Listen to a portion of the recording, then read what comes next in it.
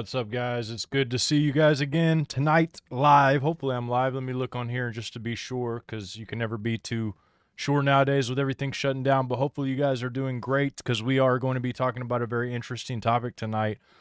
An article was put out by Now the End Begins saying that Trump is planning a 10-nation confederacy of international rulers. And so I did a little research into this, and we're going to talk about it. We've talked about this possibility or prophetic revelation of 10 kings before, and so we're going to do it once again here, guys. So I hope you guys are in for an awesome show. Let me scoot back a little bit here. I look like half my head's missing in this picture here. So we're going to give it a second, let people in since we are live, let people kind of stroll in here.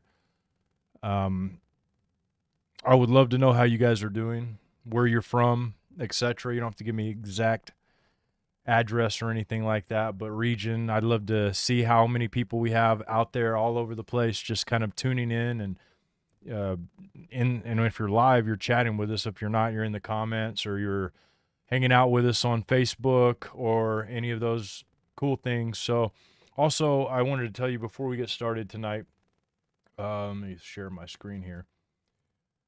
I will be speaking at this called Faith Fluence, and this is in a town really close to where I live, actually, so that's why I'm doing it. But they offered me the chance to speak at this event, and I have to be honest with you, I'm not familiar with many of the people in this picture.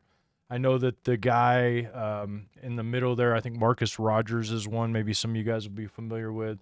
And the guy at the very front, I know he's popular, and I know I've seen him before, but I can't place his name right now, but he'll be there too. And a bunch of other people as well that are on this flyer. And so excited to get that opportunity. If you guys live close to Kentucky in Owensboro, it's actually Owensboro, Kentucky is where this is at. So if you're in southern Indiana, Kentucky, whatever, western Kentucky, this is probably going to be right up your alley. So it's really, really close. And so I'm excited to be a part of it. So go check that out. There's actually a link to the tickets in the description for the people who are putting it on. I'm not putting this one on, so I can't really answer too many questions about it, other than I can tell you that I will be there speaking at this event. So I'm excited about it. And guys, look, this is one of the first videos that I have done, other than the Bible study that I do on Saturdays on this channel, since the Midnight Ride has gone into retirement. And so I've been brainstorming, like, what can I do that is even remotely close to the Midnight Ride, or even remotely as good as that. And I don't know that I'll ever be able to, for sure. And I know a lot of people have made sure to voice their opinion about that. But I do think that something as good can come of that, in a different way. And so tonight, though, I need to talk about this thing. This doesn't fit my other channel, Pounder's Quest. If you guys haven't subscribed to that yet, go do that over at Pounder's Quest. I interview people and do different things over there. But this is more fitting to the Now You See TV family, the audience that I've been with since 2010. So some of you guys have been around since even that long. 2016, 6 years later is when we started the Midnight Ride. So some of you guys have even been around pre those days. So this is the Now You See TV audience family thing.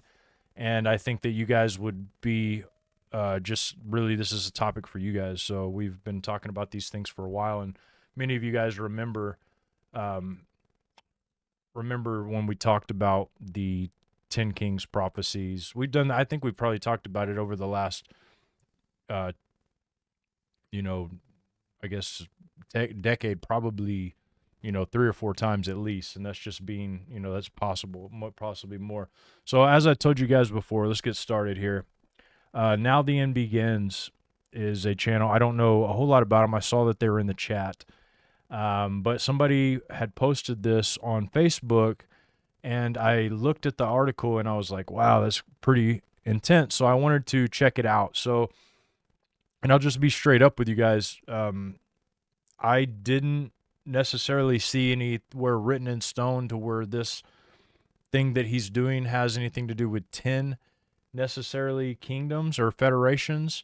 But I know that there's been talk about this. There's been talk about this for a long time. And recently Donald Trump just came out with this. this national security strategy. And so we're going to read a little bit, or just check out it real quick. I got it pulled up here on the website. It's on the whitehouse.gov. You can pick it up and check it out if you want. But if you look at what they're basically doing, this is the fellow Americans. This is what they're trying to tell us that they're doing. I kind of give you guys a list of just the topics. I narrowed them down to about 10 really important topics in this thing, but there is a talk of regions in this that I want to read here in a second. So, American, hold on. There we go. American sovereignty and security, building a dominant military and nuclear deterrent, strengthening economy and industrial preeminence, America First foreign policy principles, ending mass migration and securing borders, fair burden sharing with allies, Western Hemisphere Trump corollary.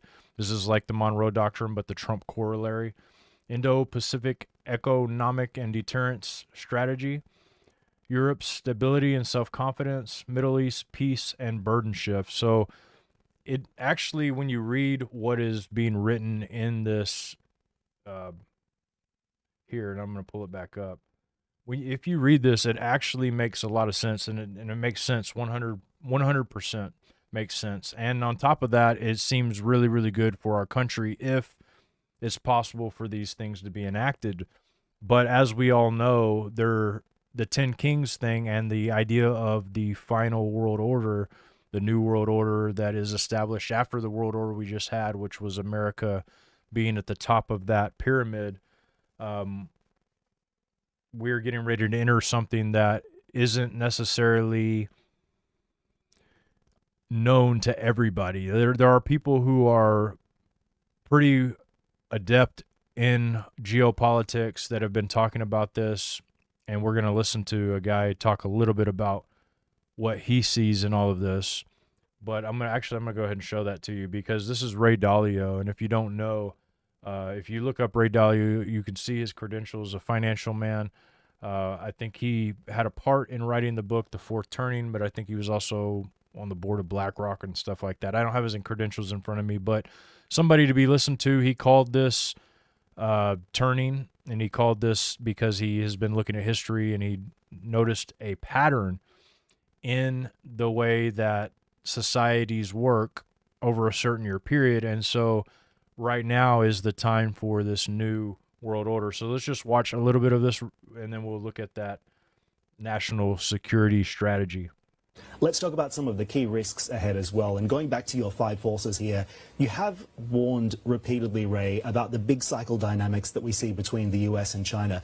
Do you think we are closer to a breaking point today than ever before when it comes to this relationship? I think that there's now a stepping back against not crossing the line, not wanting to cross the line. I think that internationally, we're in a new world order. We're no longer in the multilateral world order where there's organizations like the United Nations and World Trade Organizations and all those world organizations and people who take votes and all of that. That world order, which was an American world order, began in 1945. That world order is over. It is now more the laws of the jungle, which means power matters, and the use of power in that way is as mattering. So that kind of gives you a rundown of what they're talking about there and what he was talking about. So he's basically saying we are in that new world order. And based off of what I'm seeing and what happened this year, there is definitely a shift in how things work. We're seeing almost a controlled demolition in our monetary system and the way our governance works right now. We're seeing new superpowers rise out of Silicon Valley who have the technology and power to survey the entire world. This isn't just, when you look at like what we're seeing, this isn't just another day at the office. We're looking at technology increasing to the point to where it is actually technically possible, once certain people are out of the way, for a 10 region system to govern all of these regions. It's possible. Give me a second here. And I'm looking at the chat too along the way. I wanted to do this. I feel like I enjoy looking at some of the chat. Somebody's talking about buying tickets to the thing. You don't have to go. Nobody's making you go to it.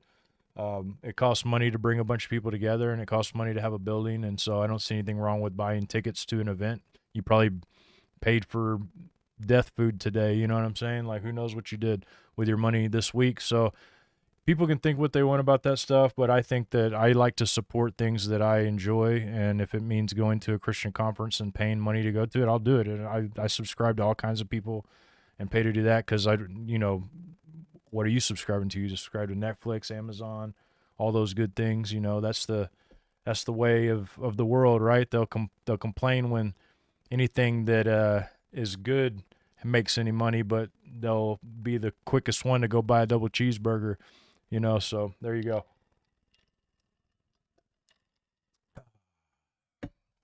All right, so if you do want to ask a question too, put it in caps and I might notice it there.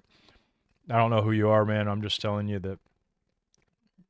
that's when people act like that, it's so funny to me because I guarantee you that this is one of those things, like, and I would go ahead and include this as part of the subject. This is a live, so guys, if you were watching a regular video, it'd be a lot more polished, and I wouldn't go off on tangents about different things. But we'll get back into the subject here, no doubt. There's this idea that people who talk about God shouldn't make any money, which is a ridiculous thing. They're like, well, Paul was a tent maker. Well, I guarantee you that Paul sold tents to everybody that listened to him. He was probably the most popular tent maker amongst his followers. And people have to do, when you do it for a job and it's something that you have to make a living off of, not you have to make a living off of, but in order to spend the amount of time that people demand of you, because people don't realize how demanding it actually is to be in a position to where lots of people want your attention. Lots of people want to talk to you. Lots of people want your prayers. They want all these things. They want everything.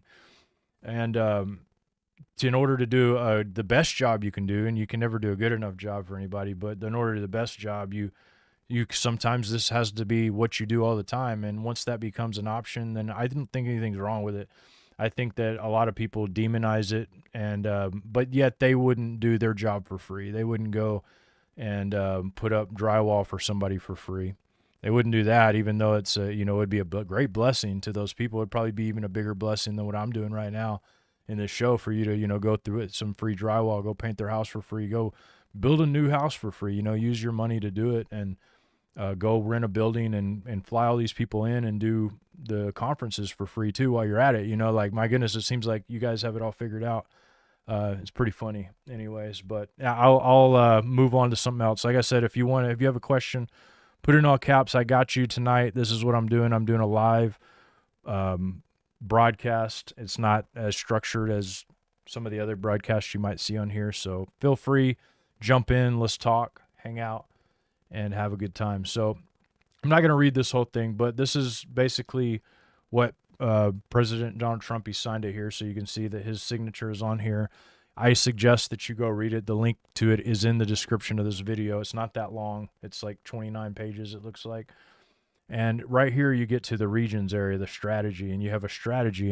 And basically, to kind of sum up this strategy, there are parts of the world that the United States has been very generous to regulate and very generous to help police. And some people would say they did the opposite in those countries they did, and maybe they did. I don't really know. But their thing is they want the Monroe Doctrine. They want the Western Hemisphere, where we are right now, for no international adversary to be able to impact this region at all. That means in Venezuela, where I think I said this probably like 4 months ago, watch Venezuela, we're going to go to war with Venezuela, and it looks like we're doing it now. But these countries who are getting international aid from places like Iran, China, etc., is all going to have to stop now because of this idea, because they are interrupting our possible peace. We have immigrants coming across that are being shipped from other countries going across. So it makes sense, right? It totally makes sense. Anybody with common sense knows we're in a crisis right now. I used to live in a border town, and this was long before we had a quote-unquote border crisis. Like, we have worse than that, in my opinion. But this was back when it was, open borders still. People were always coming in and out. Things were happening all the time. And if you ever grew up on a border town, you'd understand. If you don't, I get why you probably would think it's not that big of a deal, because you just don't understand what can happen when full reign of cartels and stuff is allowed in an area. And so I can understand why you wouldn't like that. But so this idea is that we're gonna police this area, and you're gonna police these areas, and they're gonna set up these divisions. Now, it doesn't say anything about 10 divisions of areas.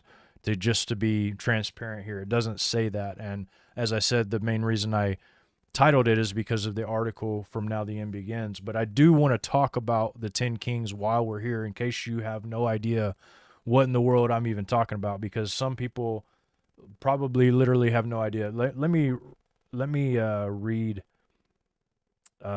this real quick before. Well, I keep saying real quick, and it's probably not going to be real quick, but let me read this before we move on here. It says, to ensure that America remains the world's strongest, richest, most powerful, and most successful country for decades to come, our country needs a coherent, focused strategy for how we interact with the world. And to get that right, all Americans need to know what exactly it is we are trying to do and why. A strategy is a concrete, realistic plan that explains the essential connection between ends and means. It begins from an accurate assessment of what is desired and what the tools are available or can realistically be created to achieve the desired outcomes. Okay, we know that. A strategy must evaluate, sort, and prioritize. Not every country, region, issue, or cause, however worthy, can be the focus of American strategy. The purpose of foreign policy is the projection of a core national interest that is the sole focus of this strategy. So I want to move down to here. It says, our elites badly miscalculated America's willingness to shoulder forever global burdens to which the American people saw no connection to the national interest.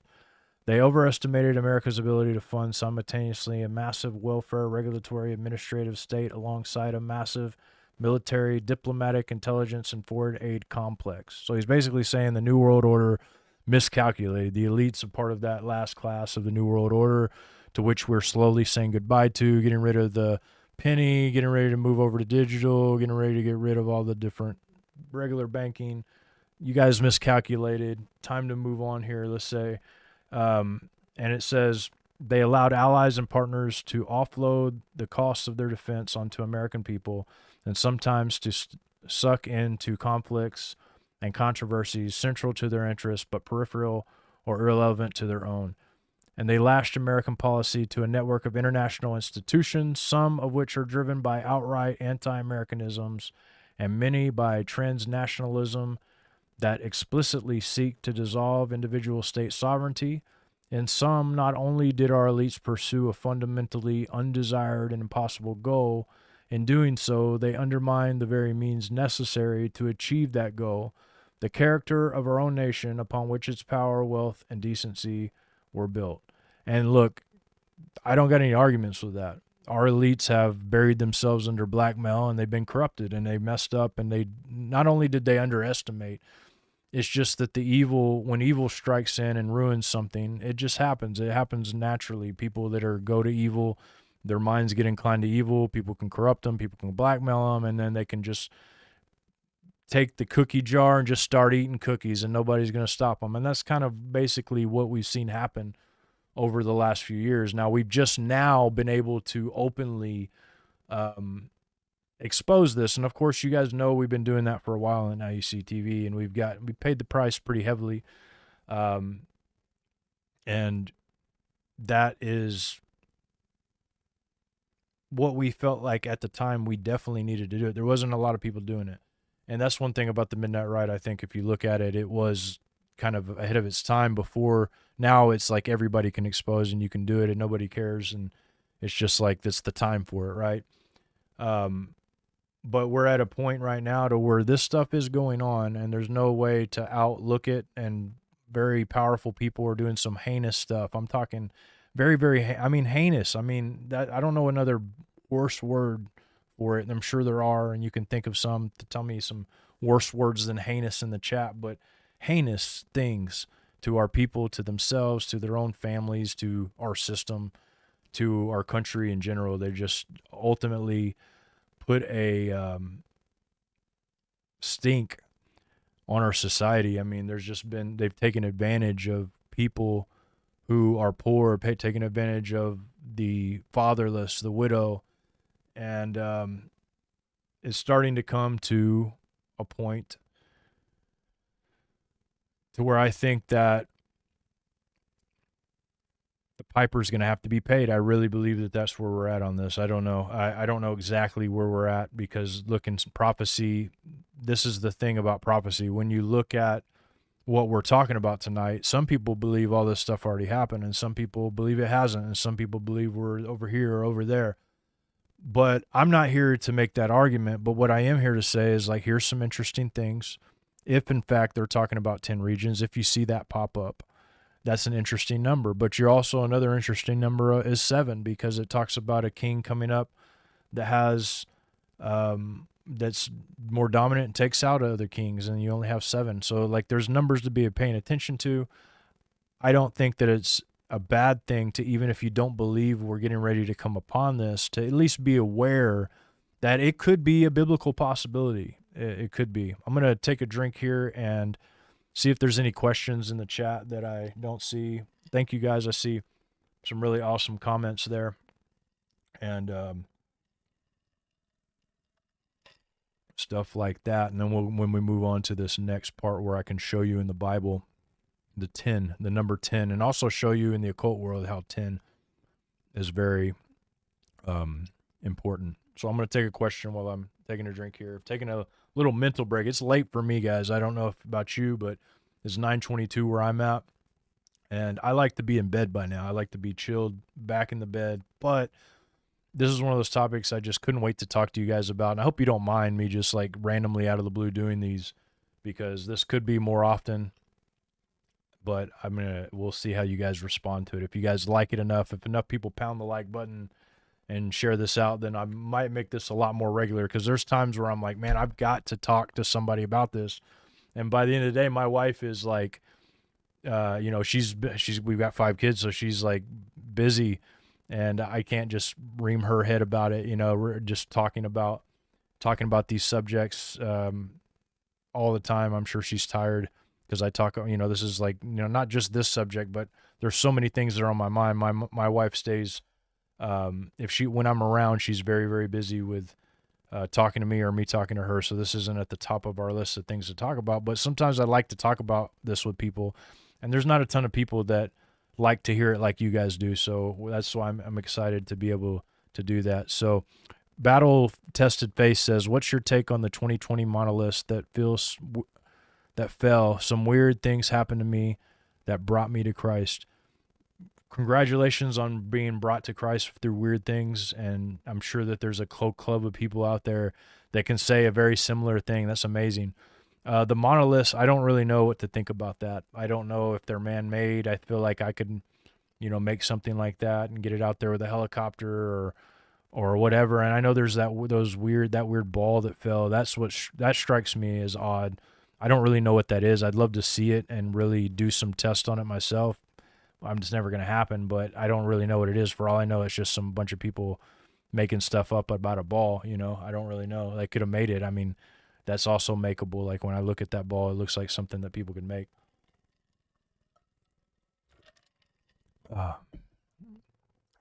Amelia says, the Midnight Ride is one of a kind, always will be. I agree with that 100%. That's why I'm not even going to try to do anything like the Midnight Ride, because there's nothing like it. There won't be anything like it. And me and David said a long time ago, without David, it's not the Midnight Ride, and without me, it's not the Midnight Ride. It's something else. There might be something else that does something, but it's just not the Midnight Ride. So we definitely had to. I couldn't just put somebody else in my place or somebody else in David's place. It had to be done with it. All right, so here we go. The number 10. Here is the number 10 in the Roman decimal system, which you can see as an X, and then the Yod in the Hebrew. Now, 10 is a very important number. It always means like order. Like it has to do with order in the Hebrew and the Greek. It has to do with the perfect order of numbers. And so the reason that 10 leaders is very important is because I think that it's pretty easy to prove that most people that rule the world are big on numbers. They care about numbers. They care about names. They care about the signs in the sky, and they care about all those things, which everybody used to at one time, by the way. All of our forefathers used to care about all of those things, but the information, all of that information got lost and all of that. And I wouldn't say lost, it's just not getting taught in our little Gentile public school systems that they don't want us to know all these things. I mean, these are elite tactics being taught by people. And 10 is an important number. In Atlantis, they had 10 kings as well. Some believe they were 10 Nephilim kings that ruled the Atlantis during what was called the Golden Age. For those of you that have been, with me for a while, you guys know all about the Golden Age. And what is this? 2025 has all been about the Golden Age. It's been all the talks. Theosophy. Alice Bailey, actually, in her book, The Externalization of the Hierarchy, mentioned 2025 twice as being the year that the Ascended Masters would come and make themselves known, or come and just be visible. And so this is the year, right? This is the year that they look to. 10 is their perfect number of rulers, as it has been for Atlantis.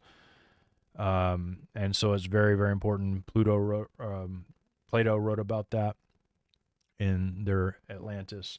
And biblically, it's very important as well. And before I move on to the biblical aspect of it, I do want to kind of go and talk a little bit about this idea of Atlantis. And so in the mystery schools, which I studied for a decade, David spent 30, he still studies it. He's been doing it for 30, 40 years. But one of the common,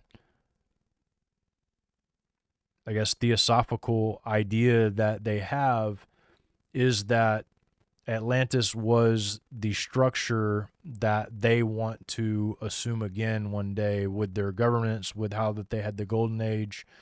And Atlantis, according to Plato, really is the only, there's other people before him that talked about it, supposedly people that he heard firsthand stories about. But the basic mystery school idea, and I do believe this story of Atlantis, I believe what we're talking about is a antediluvian world, which means pre-diluvian, A-N-T-E, pre-flood world, in where Nephilim ruled the world, which we have all the legends of them now. When you see legends of Zeus and all these different people that were in different areas ruling and reigning, you have statues of these people, you have people setting up major religions towards all of these different entities. But the 10 that were at the top, and they're mentioned, and those entities were in charge of regions just like what we're talking about right here.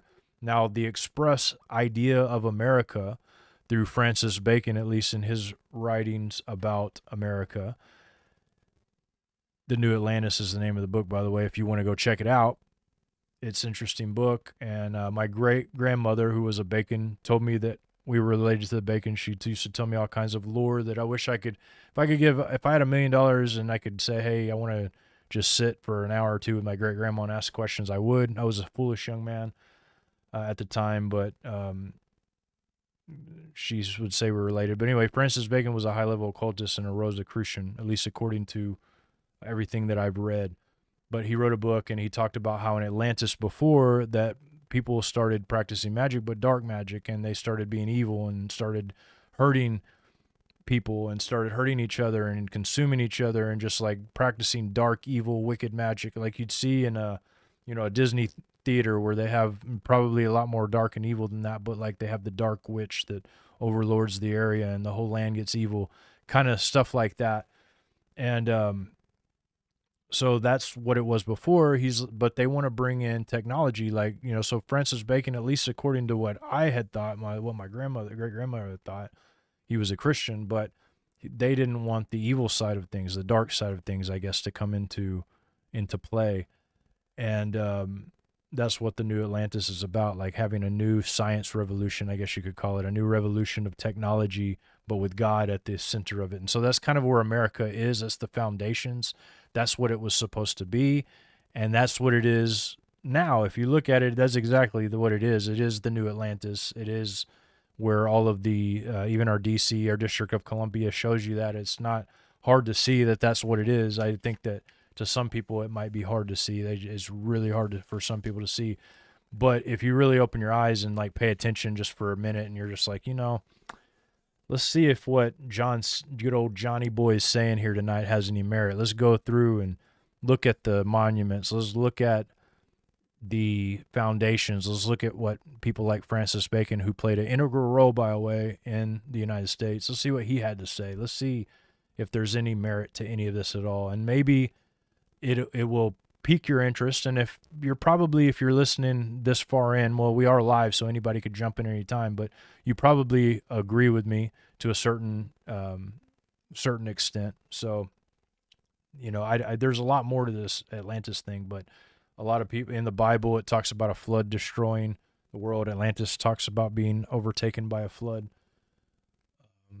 There's just so many parallels to this, and there's even people that believe that there were the tall people that were here. A lot of people called them the blonde-headed people that were over there. I can't remember that. In every society there are people like this. Even down in South America, you'll see these stories of these, they call them like feathered serpents or people like that are kind of like a Viking type people that teach them how to farm, how to plant, how to mine, how to do different things, and teach them how to trade and stuff like that.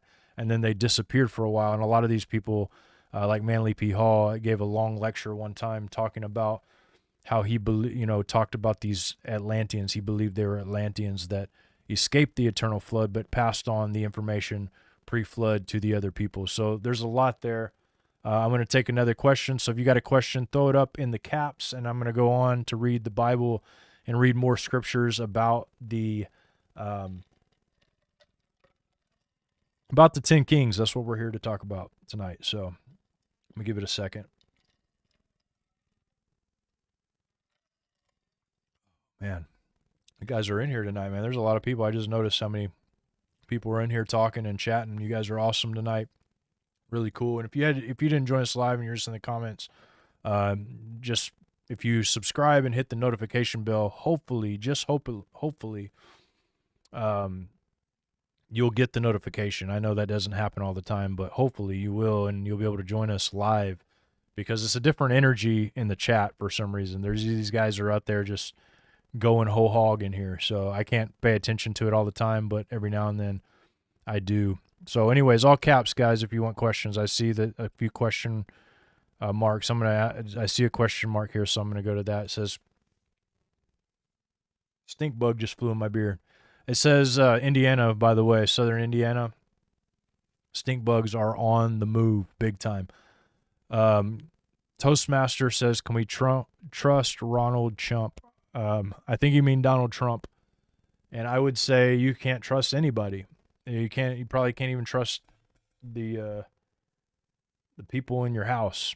You know what I mean? So, to be honest with you, like, no, I mean, you can trust them. I don't want to make you paranoid. Don't say that. But anybody's capable of anything, depending on the circumstance. So you can't really put trust in a man. Like, that's what I mean to say. I'm not saying you can't trust your wife or your children or whatever. I don't know. I don't know your wife or children or your husband or whoever you are. I don't know them, so you may not be able to trust them. But ultimately, like, all people are corruptible and capable of all those types of things. So anyway, let's go on to the scriptures here.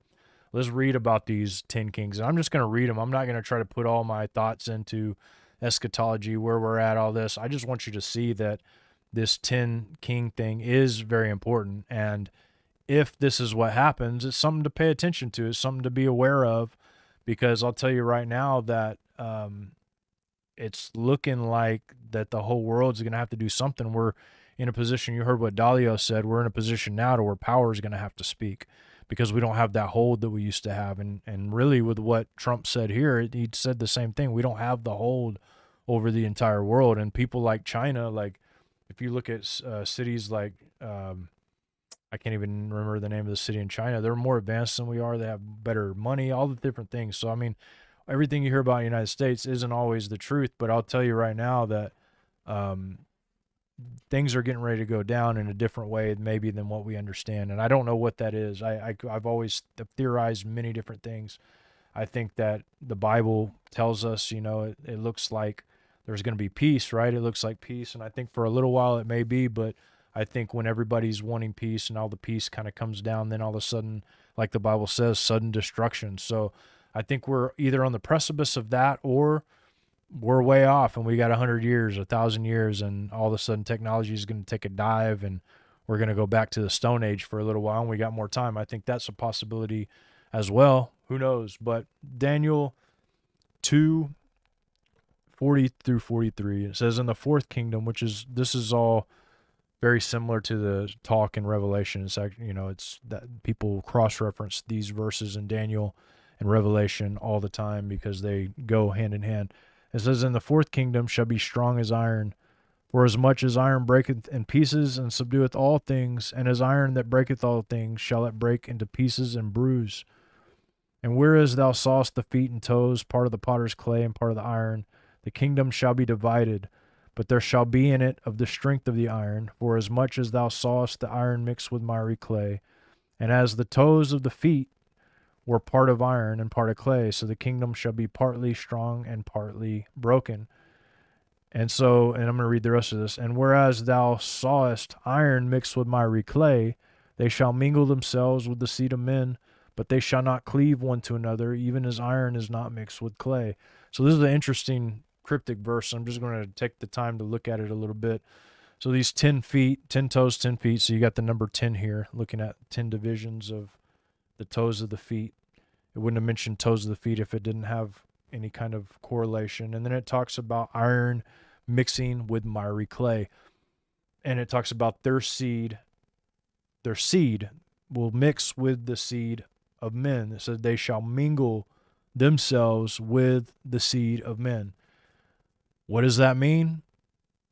It can mean a lot of things. It could mean that the Nephilim or the fallen angels are trying to mingle with their seed with the seed of men. It could mean, because it's saying iron, it could have something to do with machines. It could have something to do with AI. It could have something to do with a lot of those things. I don't really know for certain exactly what that means, but it seems to be very important. It talks about mingling their seed with the seed of men. And we know what seed is. It's not talking about grass seeds. It's talking about their seed. What is a seed of a robot or seed of a man? So next verse here. Trying to keep this mic with me, guys. Forgive me. And Daniel 7:7, it says, and after this I saw in the night visions, and behold, a fourth beast, dreadful and terrible and strong exceedingly, and it had great iron teeth, and it skipped ahead here, and it devoured and stamped the residue with the feet of it, and it was diverse from all the beasts that were before it, and it had 10 horns. So this fourth beast, didn't only have 10 horns, but also they had the 10 toes over there, a different vision. This one had 10 horns, and so we see this common element. He goes on to explain what those are, and actually Revelation explains it the best. It says, and I'm just reading the relevant verses to what we're talking about here in Revelation. I definitely always suggest going and reading the whole thing for yourself. And don't take my word for it. Don't take anybody's word for it, for that matter. There's a lot of people that want to claim theological dominance, and they think that their theology is just some unique aspect of the world. But look, we are 2,000 years away from the antediluvian church fathers and from the Gospels, and there's not one denomination out there that seems to be anywhere close to any of those. So let's just stop with all the arrogant stuff out here. So let's read Revelation here. Read the rest if you want. Let the Holy Spirit teach you. Don't sit there and lie up underneath a pastor or a rabbi that thinks they know it all. There's nobody out there like that. So in verse 3 it says, so he carried me away in the spirit into the wilderness, and I saw a woman sit upon a scarlet-colored beast, full of names of blasphemy, having 7 heads and 10 horns. And upon her forehead was the name written, Mystery Babylon the Great, the mother of harlots and the abominations of the earth. And so verse 3, it already tells us you got a woman sits upon the beast, and the beast has 7 heads and 10 horns. And then it tells you more about what's written on the harlot, which is this phrase right here that I've highlighted. We go on to verse 12, and it says, and the 10 horns which thou sawest are 10 kings, which have received no kingdom as yet, but receive power as kings 1 hour with the beast. So this tells you exactly what they are. They're 10 kings that receive power 1 hour with the beast. So that's exactly what they are. there's no really, a lot of people have said, well, there are 10 regions. Yeah, I'm sure that there'll be 10 regions considered.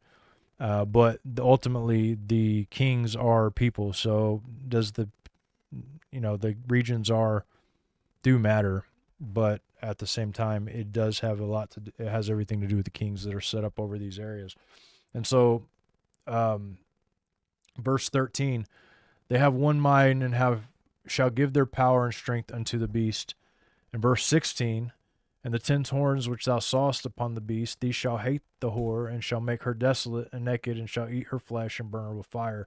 So I want to focus in on 13 and 16 for a second before I read the next verse. They'll have one mind together, so it means they'll be unified, which is what number 10 means, a unified, strong, central power that works together. They'll be unified, and they'll give their power over to the beast. And that tells me that the 10 kings must come into power before the beast comes into power. I know a lot of people haven't considered that, but that's exactly what it says. And then they'll hate the whore. And the whore, if you look at this, has been the one riding the beast. So when you ride something, it means you're in control. You're taking the harness. You are being toted around by this. You are being brought around, and it says she has a cup of abomination. She's dressed royal, so she's been treated well by the beast up to this point, and she's on top of it, and she's made everybody drunk with her abomination. She's ruined basically all the kings of the world. And so at this point, this is when this beast comes. These 10 horns, which are the 10 kings, they will absolutely hate this whore, and they're going to burn her with fire. They're going to throw her off the back. No more somebody controlling the strings of the beast. She is going to go over the back and be burnt. It'll be done. And I'm not here to tell you who that is. I know who it is. You guys can read the Bible, and if you look at enough verses and you figure it out, cross-reference enough, you'll know exactly who it is. I've talked about it before. And then it says, verse 17, it says, for God had put it in their hearts to fulfill his wrath and to agree and give their kingdom unto the beast until the word of God shall be fulfilled. So this is one thing, too. People give me grief for saying anything good about Trump or anything good about all the expose that's coming. But I do want to see this part where the whore gets thrown off the back, because you guys do realize that the dark side of everything was this whore that was riding the beast. All of the horrible, crazy, wicked, destructive, nasty, horrifying stuff that's been done in the world is done because of this entity riding the back of the beast. And it says here in verse 17 that, and to agree to give their kingdom to beast until the words of God shall be fulfilled. It also says at the beginning of the verse, for God had put it in their hearts to fulfill his will. So it's God's will. Whatever they're doing is God's will. And so that's why it doesn't look that bad sometimes. You look at this stuff and it's like, it looks great. Of course, I like what that's doing. I don't want a bunch of killers in my land. I don't want these people to run rampant. I don't want evil people to be able to operate everywhere they go. I love that, you know? So it makes sense why you would love it, because it's supposed to happen. This is exactly what's going to happen. But what happens after that, what happens once this entity is ruined off the back of the beast, these kings that do this give their power over to the beast. And if you think the horror was bad, imagine what the beast might be like once Satan is unleashed, once the angels are unleashed from the abyss. So there's a lot to all of that, and there's a lot of speculation in that, because that goes along the lines that we are in this time, and we either are or we aren't. I don't know. It seems that way sometimes.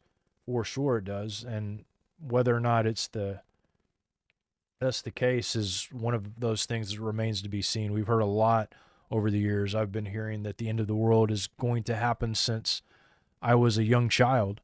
I've been hearing it, and I'm sure my parents heard it. I'm sure that people before them heard it.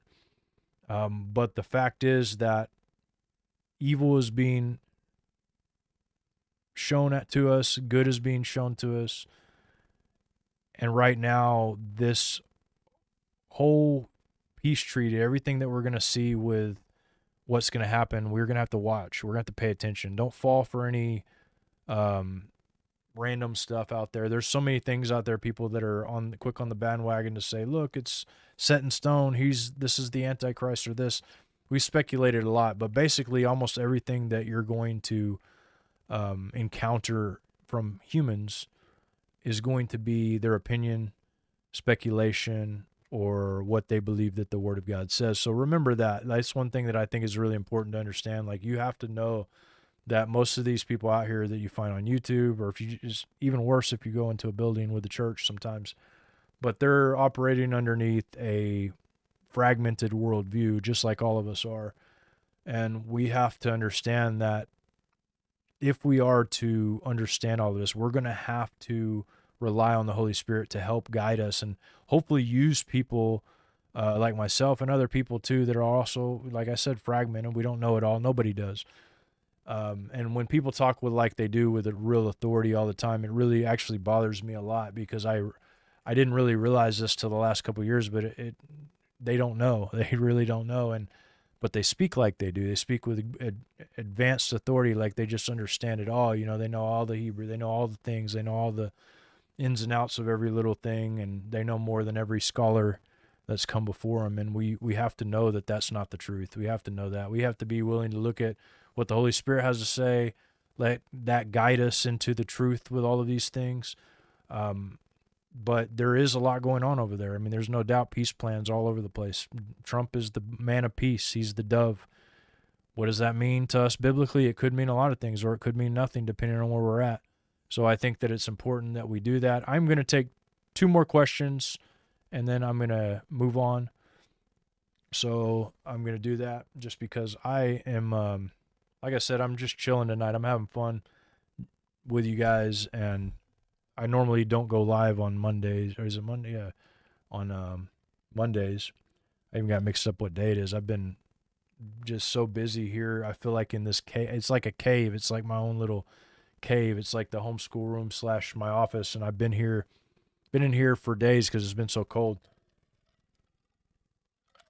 Just been working, and I've done other stuff too, obviously. I mean, I was just out today in Tell City and running around and doing stuff like that, but when stuff like this comes up and I feel led to speak, I'm going to do it. I know some people may absolutely hate it. So like I was going to say, there is a question here. They're all caps in the questions, by the way.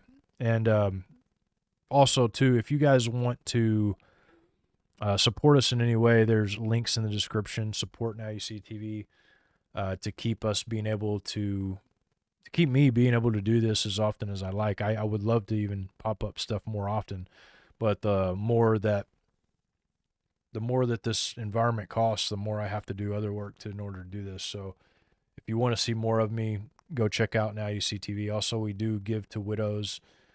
We do have other funds that we take care of as well. So check it out. Okay, here's the question. Get Ready 2025 says, what do you think of Russia of leading the way for decolonization?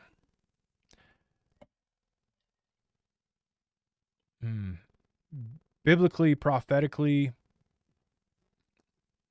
I don't know that that's even going to be a real thing. I think that they're going to want to, and I think that I really think what's going to happen, if you're wanting my opinion, because that's all it is, I think there's going to be a short period that a lot of good policies are taken, and there's going to be prosperity for a little while. I don't know how long. I would imagine not forever, not very long, maybe. There's going to be prosperity, and then all of the power that gets summed up together is going to be given over to an entity that is going to sew it down. And there's probably going to be a lot of wars in between that.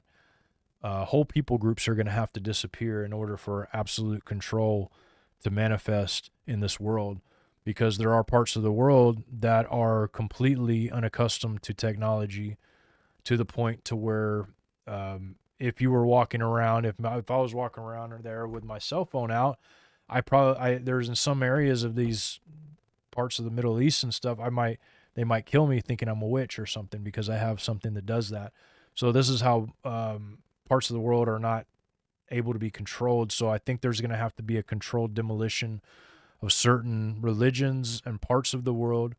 I think that Christianity itself is going to have to be taken out of the way somehow. Real Christianity, not the fake kind, is going to have to be taken out of the way in some way, shape, or form for them to fully implement all this stuff, or they just deceive everybody, which is probably the most likely case. And then the ones that don't be deceived, that's the one that they'll try to do. But I think that Russia has an interesting role. I think that geopolitically, biblically, they have a very strong role in being like in the lands of the north and stuff like that. So Gog Magog wars and stuff, they have a part in that. And I'll tell you this dream I had. I know some people don't care about dreams at all.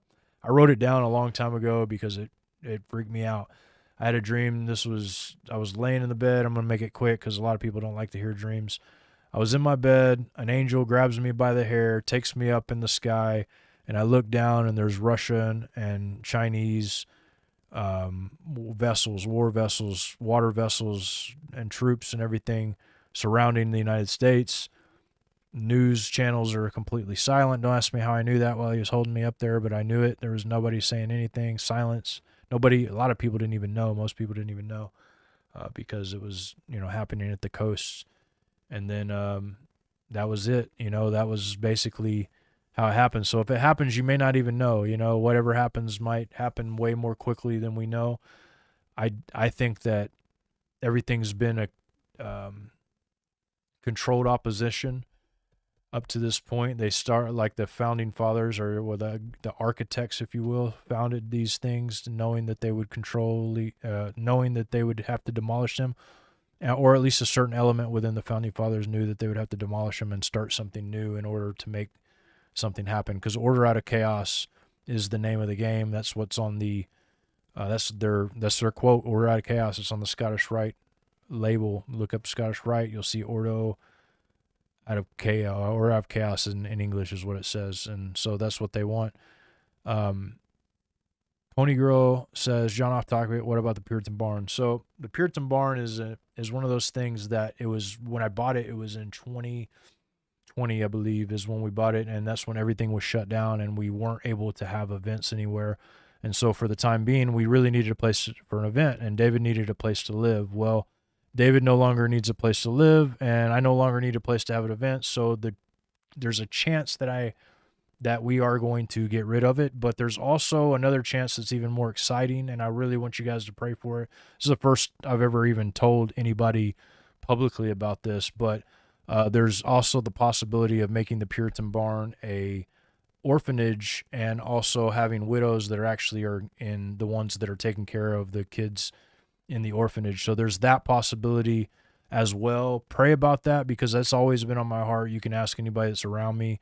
It's an environment I kind of grew up in. I wasn't an orphan, but I grew up on a property that this was what the ministry was. And it was a blessing, and it's something that I feel like widows and orphans is something huge to me.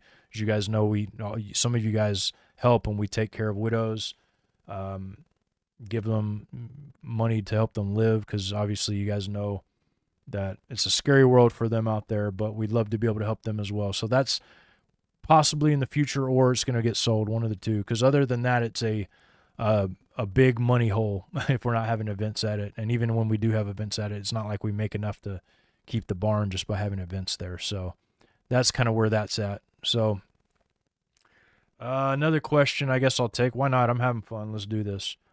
Am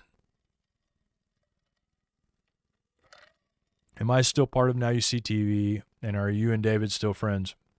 So, yes, this is actually Now You See TV. I know a lot of people were really confused about that, because Now You See TV is something I started in 2010. I annexed David for the Midnight Ride in 2016, and we partnered on a lot of different things for the year, so it's easy to see that you would think that. But me and David are still friends.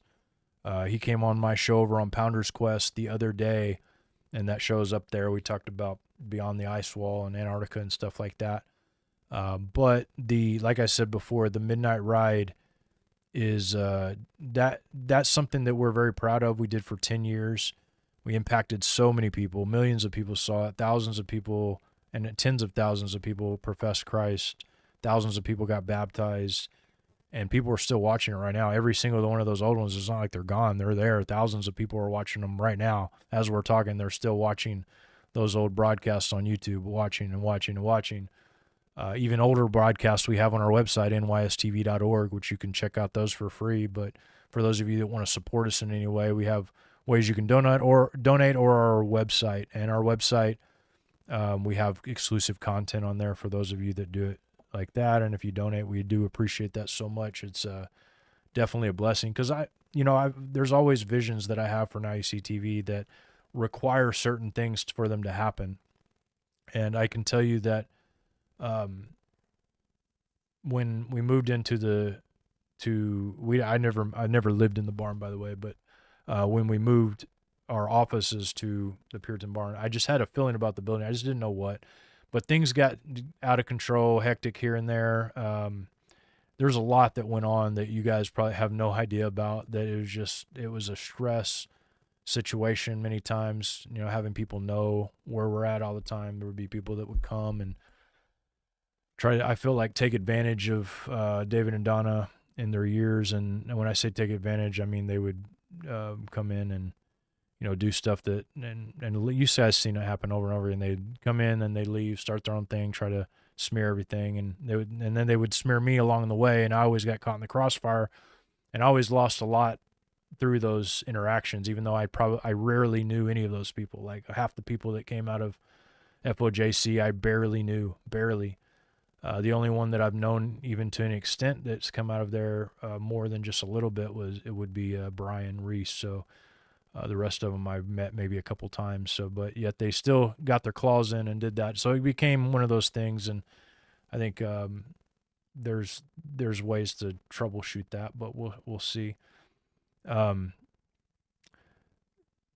WCM WFAB 935 says, where'd that go?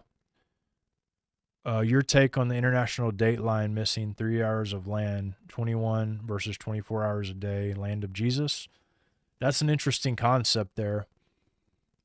That's an interesting concept. I can't really, say much more than that's an interesting concept. It would be unique if that were the case, and it would definitely give credence to the idea that the millennial reign is happening somewhere other than what we understand, or it's happened and it's there. There's definitely some weird things and weird vibes with some of these areas we're not allowed to go.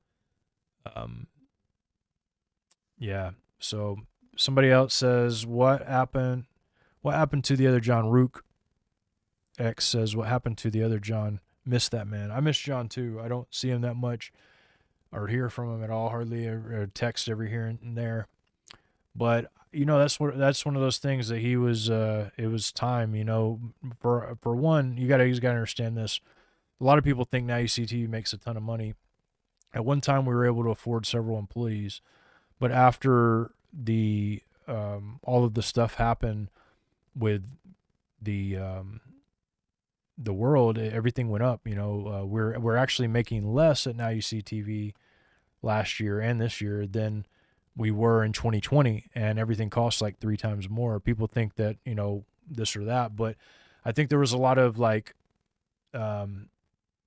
misrepresentations about what happened with John. He didn't say much. I didn't say much. Because honestly, you never know how things are going to go. I trusted John that he wasn't going to try to smear us or do anything like that, but up to a certain point, I'm used to it. It happens every single time, just about, that somebody wants to leave. They want to take a bunch of people with them. That's usually why people get in with it. And I knew John that wasn't like that. But he also is very personal. John has his own quirks. He called himself quirky for a reason. He has his own quirks. No idea what all the details behind everything that's going on in his life are at all. Have no clue. I know that it was time, though. It was time. He had gotten blackballed by YouTube and by everything, to the point to where he couldn't make money anymore. I mean, I wasn't able to afford to keep him on, and we were losing money by keeping him on. And the same with other people as well. When it happens, that's just the rate of it. That's what happens.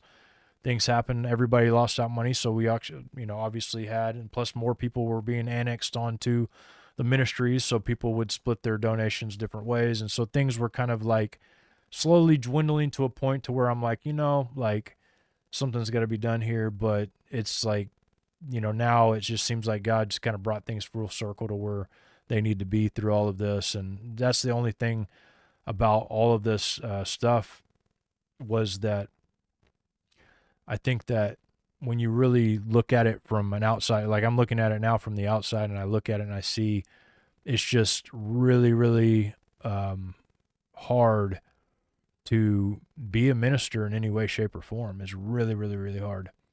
And sometimes you get attacked so hard that it wants to break you down mentally, spiritually, in every way, depending on your personality. And John, I loved John, and he was a great guy.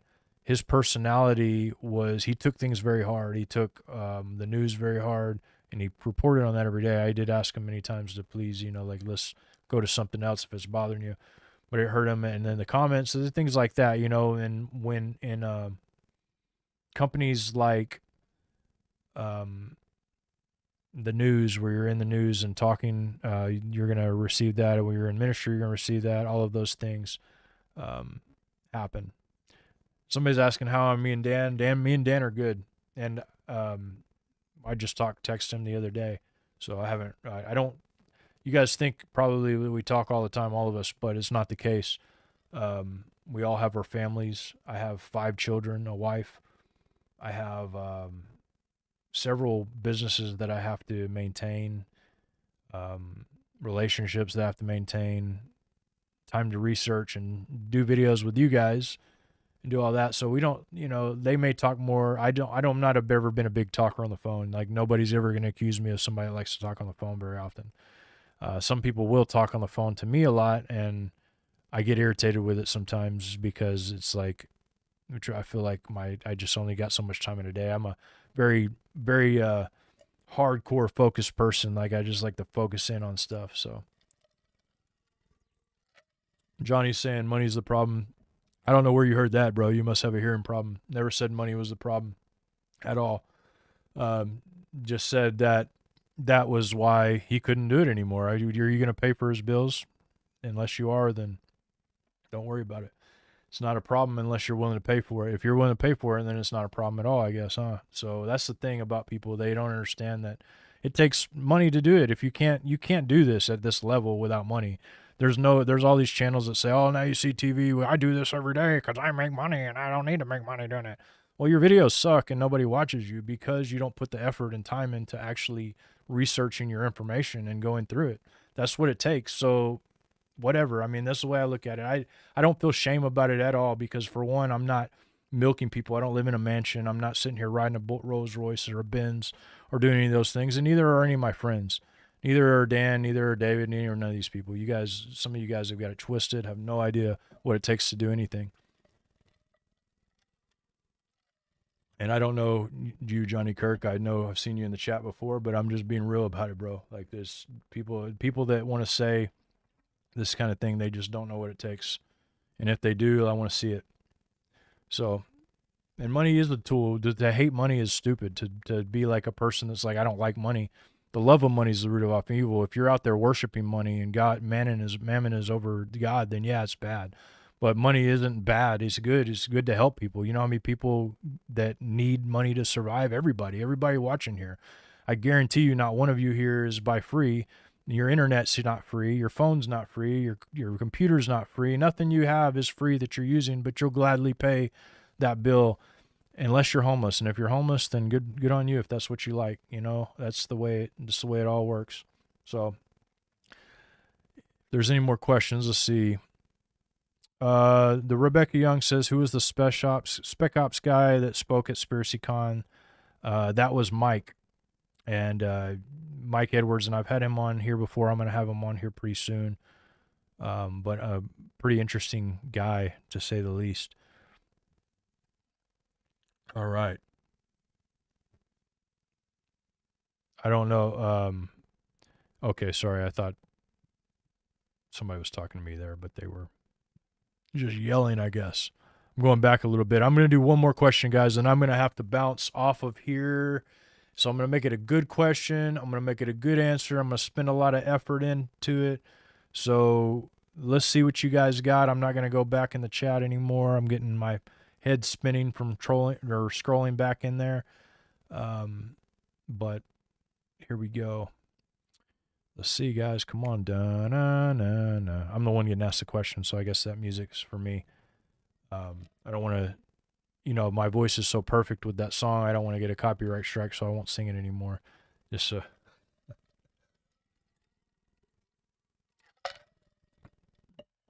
money was a problem, Johnny, for John to be able to do this.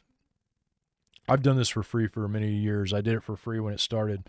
I don't expect my employees, the people that work for money, to do it for free. And if they want to do it for free, that's on them. John had the opportunity to do his own ministry right after this. In fact, I gave him the Cutting Edge YouTube channel, so he had an opportunity to continue doing it for free if he wanted to. And nobody that's ever worked for Now You See TV did it for free. That's one thing I can say about Now You See TV. We paid everybody that worked for us. We never had employees that didn't get paid. And if they do it for money, that's what you got to pay them to do, right? So a workman gets his money. And if they want to keep doing it for free, they all have the tools. Everybody that's ever worked for me has the tools to keep going. Jake Grant kept going. John may keep going one day, may do it. They all have the tools. They all have the know-how. They all have the understanding. And because I taught it to them. So there you go. Oh, here we go. This is a good one, Bill O'Connell. I appreciate your sharing, by the way. I see you on Facebook sharing all the time, here sharing all the time. It says, what events would bring the Antichrist to be revealed?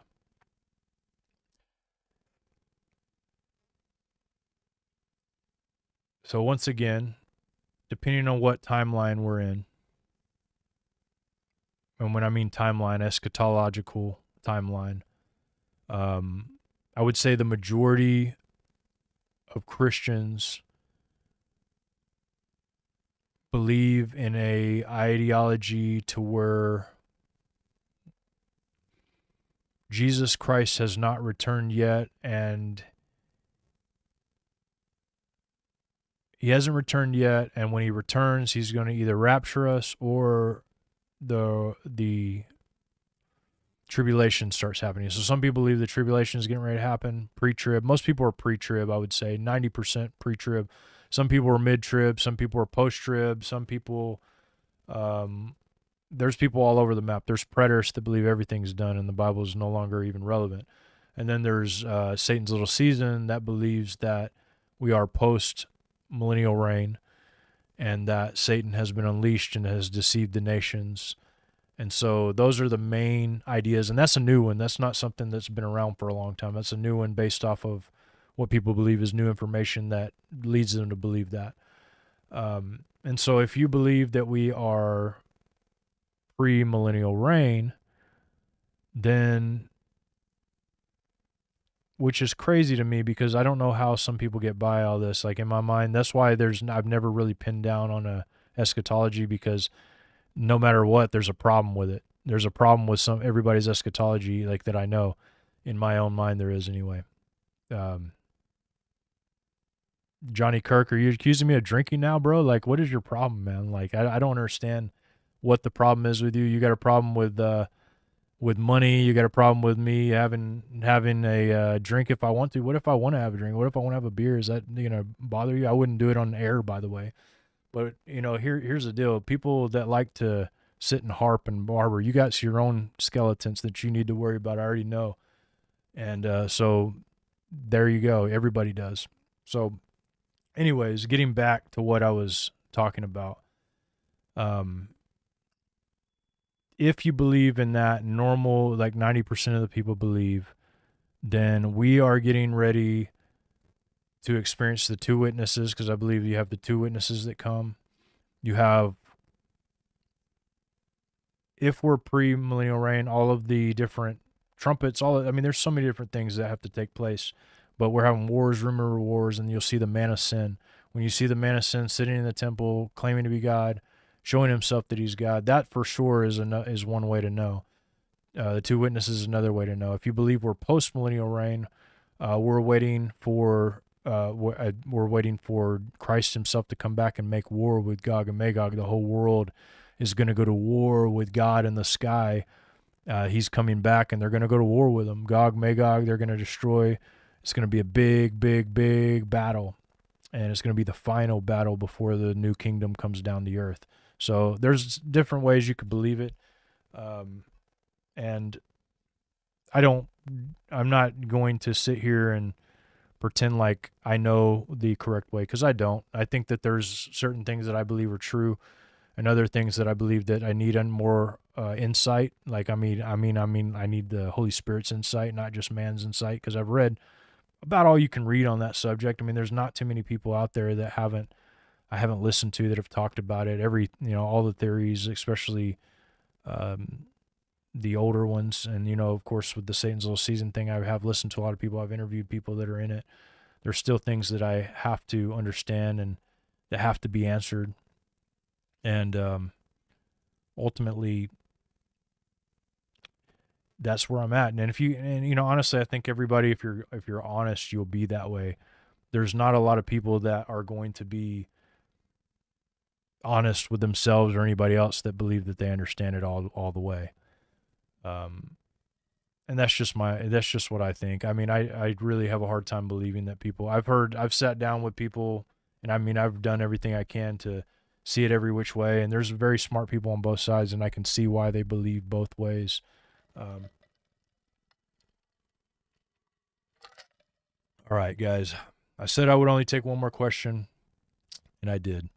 So I appreciate you guys so much. I mean, it's getting late for me. It's like 10, 12 here. I'm usually eyes closed, laying in the bed, chilling. And right now I'm sitting here with you guys, and I'm glad to be here, but I am so tired. And I look, guys, I want to tell you this right now.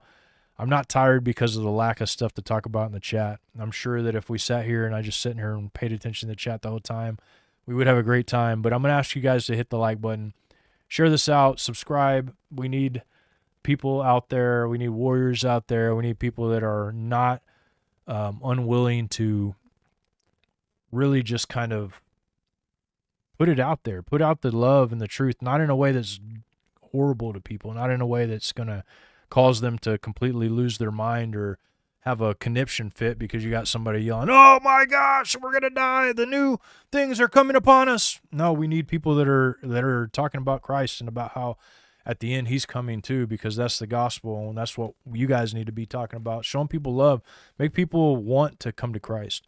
If you're a grumpy butthole that judges everybody, nobody wants to come to that. You're not showing any light to anybody. You're definitely not being like Christ.